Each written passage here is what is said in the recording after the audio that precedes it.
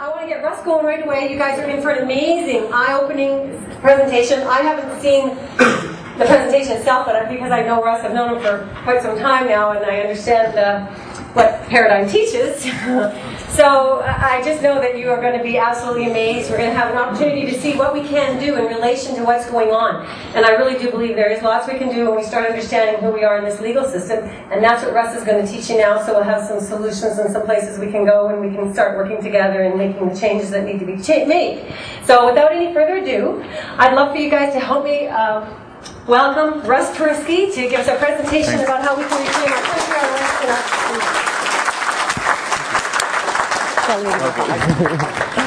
Hey, buddy, you're on. Okay. We got time. How's everyone doing?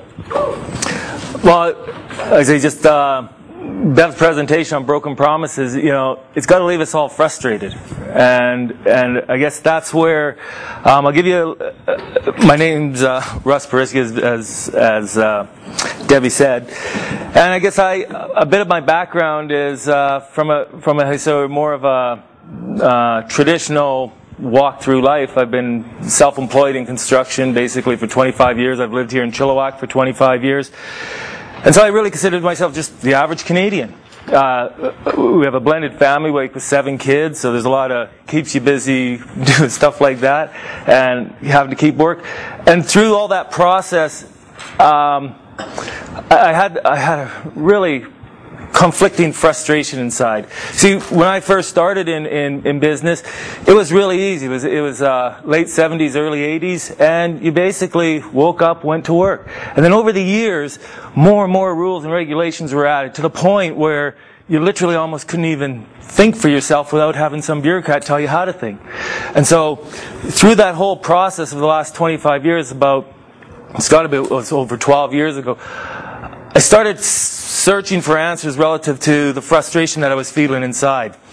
And that took me on a journey about 6-7 years, delving into what Canada was, who we were in this legal system, et cetera, et cetera. And it started coming together just after the year 2000, where by understanding the law and looking at that, I started realizing this was a great country. And what they had done, and I think, like I said, Bev's presentation showed, our government is willing to lie to us and they don't even care about it. And we're sitting back here just extremely frustrated. So, I wonder if that's our government. So over the last 6 years, I founded a group called Paradigm Education Group. Really what it was is we had been taught that, all this law is just way too complex for us, we might as well just keep busy doing something else and leave all that up to our politicians to tell us what the law said, to tell us when we had rights, to tell us when we could breathe, when we could think. And I say, over the last years, we formed a group called Paradigm Education Group, which really brought individuals together from all across this country who had that feeling of frustration, feeling of not knowing what to do, not knowing, feeling completely unempowered as Canadians, only to watch in the meantime our country getting stripped away, new rules and regulations that are literally ludicrous if you actually think about it. So, as Debbie was putting this presentation together this weekend, the idea came up that to do a presentation really focusing on reclaiming our rights, our freedoms in our country. And because these subject matters are extremely in-depth, what we're going to do today is really just focus on our rights relative to, say, our property rights. We're going to focus on our freedoms relative to our financial freedoms, and focus on our country relative to regaining control of our country. So that really raises the first question: why bother? Right? Okay, well, because with a bit of research, as we saw with all Bev's great research, it becomes abundantly clear that Canada is rapidly moving towards becoming a corporate-controlled police state ruled by corporate policy instead of protected by the rule of law.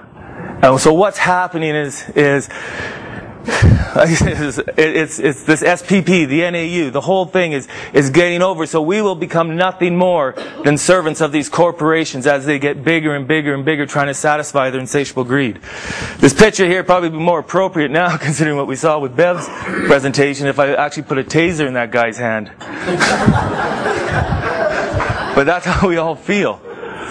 So really what we want to do is to do a quick look and connect the dots. You know, again, like we saw in those Google videos, the word conspiracy. You know, they use that word as their protection. Everything that is not out of their mouth is a conspiracy.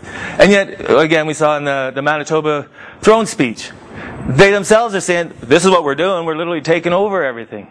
You know, so we got to really disconnect from those emotional attachments that they've created and start looking and connecting the dots ourselves. We're just going to zip through them.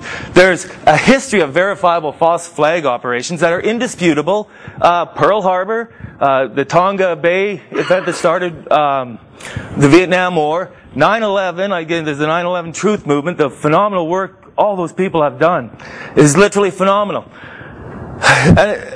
On my journey, I started researching all that, and it's like, there's too much conflict for us to just discard it and blindly obey the official party line. And I really look at that. If that official party line, the official story, had any substance, you realize that what that would have to do in a realm of reality, it would have had to suspend the laws of physics during the morning of September 9/11.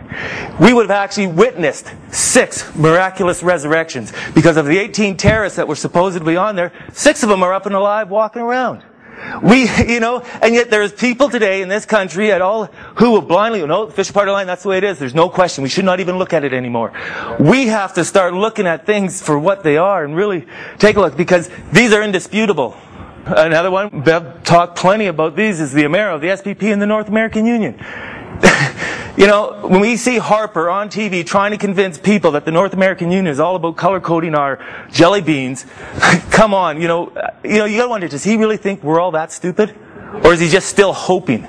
You know, it's getting very frustrating. Another one, this biometric ID. It's still in the fringes. You don't really see it. So yeah, it's a conspiracy. Well, start looking at what's going on now. We have the enhanced driver's license. Do you know what caused them to move into the enhanced driver's license, especially in Canada? Because Canada is such a great country with such solid fundamental laws, they could not bring in a national ID card in Canada. They simply couldn't. They were having debates in Parliament about trying to bring in this national ID card because the U.S. wanted us to, basically. And even the Privacy Commission says, we can't make it mandatory. And then the conclusion came, even if we made it voluntary, the person asking this to the Privacy Commission says, well, if we made it voluntary, would you get it? Absolutely not. So they could not tattoo us and give us this national ID card because of our rights. And so what they had to do was try to do an end round, come in into these enhanced driver's licenses. So we're hoping as we discuss our rights and stuff, you'll realize how our right to privacy and our right not to self-identify ourselves is extremely high. Our government knows it, and that's why they have to take these little side steps. The other one is this corporate takeover of public assets. Harper, I just read an article a while ago, Harper just recently sold off 9 properties in Canada that had 16 federal buildings on them. He sold them off for $630 million less than their market value. You know, why? The guy was a favor or whatever? And to boot, then we lease them back from the guys that we just sold them to at $79 million a year. Plus all the maintenance and all the costs to keep them upgraded in pristine shape. And to really throw a wrench in it, in the term of the clause was, our federal government could not buy them back if there was a financial advantage for us Canadians. And our government signed stuff like that. It is getting to the point when we start connecting the dots. You know, I don't know what it would take for someone when they connect the dots to actually say, no, it's just all a conspiracy. So we have this history of Canadian government scandals, lies, and deceits. We lose $1 billion. Where's this uproar in